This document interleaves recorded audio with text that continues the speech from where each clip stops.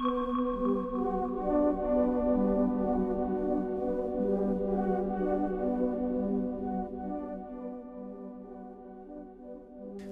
it's getting normal, and it's getting more and more normal.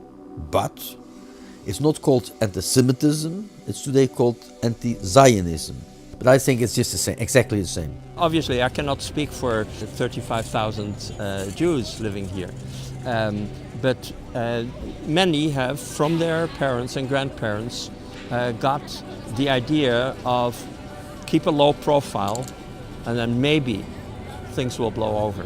There are two Jews almost slaughtered in the mark in Amsterdam. We don't have something on our door because of this reason, because we are not doesn't want to be recognized by other people. Our grandchildren, they live in Brussels, and their school has to be guarded by armed police, and which is a very sad thing to see. But if you don't want problem, don't put kippah.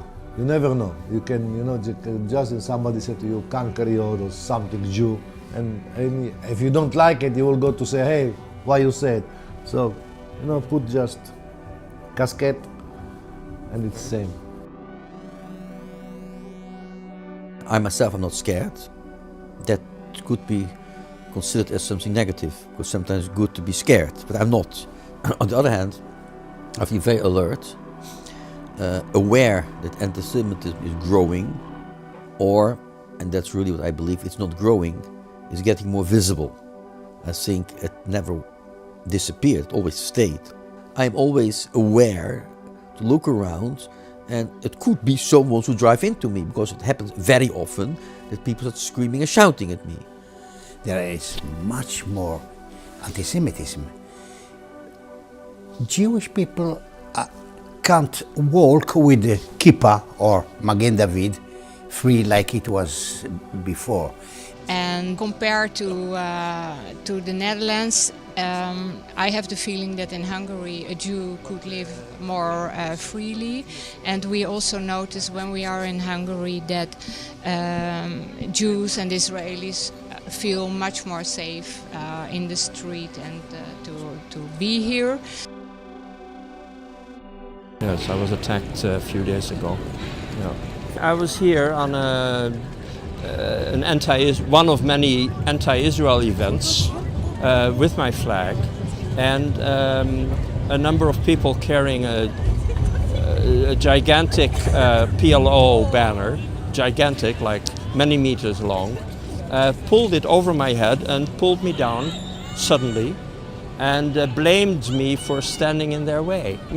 Most of them were local Mohammedans, I call them. They have it in their way of thinking. For them it is a very, very natural thing. In Arab-speaking countries where Islam is a majority, the idea that the Jews are evil people is very common.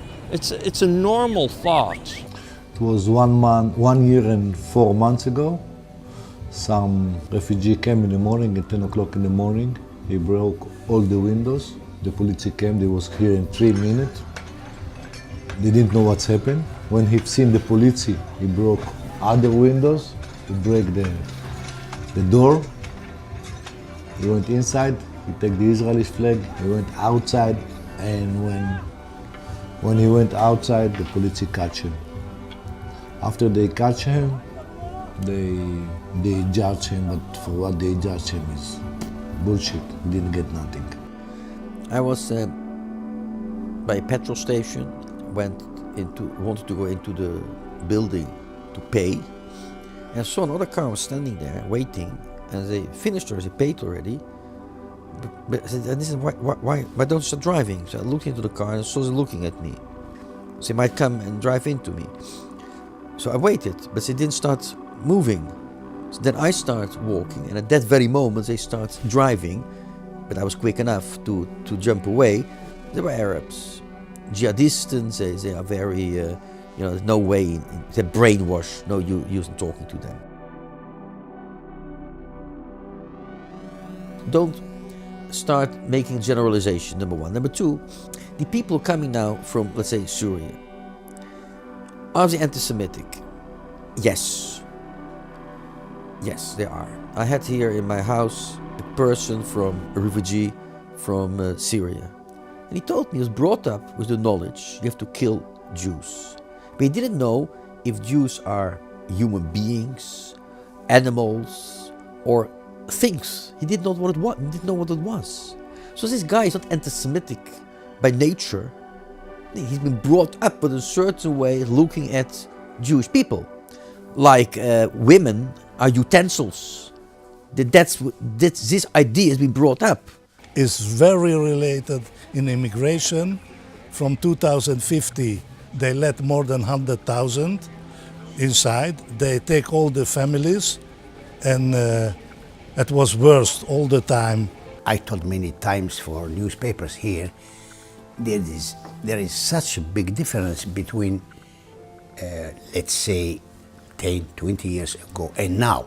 Because now we have here many Muslims, especially two groups, Moroccan and Turkish people. Both are Muslim and they have big problems with Jews. I don't believe it.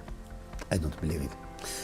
I don't believe it. The people who believe that are mostly people who know nothing about Islam, know nothing about Quran, know nothing about the mentality of such people, like people from Morocco and Turkey.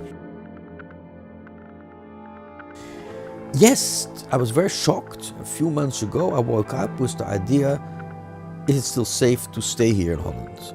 And I got a shock for the very fact that I thought like that. I'm not going to leave. And if I have to leave, because the situation will get so terrible that I can't stay here anymore, the Jews can't stay here anymore, then a captain has to leave his sinking ship as the last and not the first one. You have only one escape. If you buy time, if you see there is not anymore possible to live here, you can go to Hungary. I admire the government there. I admire the prime minister who dares to say.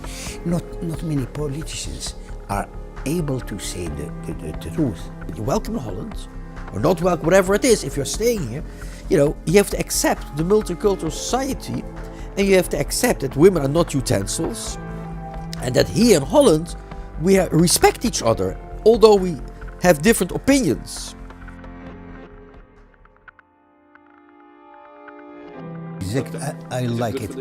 It's good for the Jews also, because the less Muslims, the better for Jews. So I totally agree. That is the only way. I think best. We've done it also in Israel.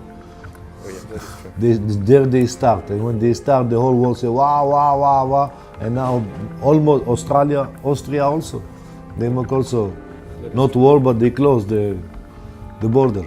I think it's a good decision for Jews, for Hungary, and for Europe.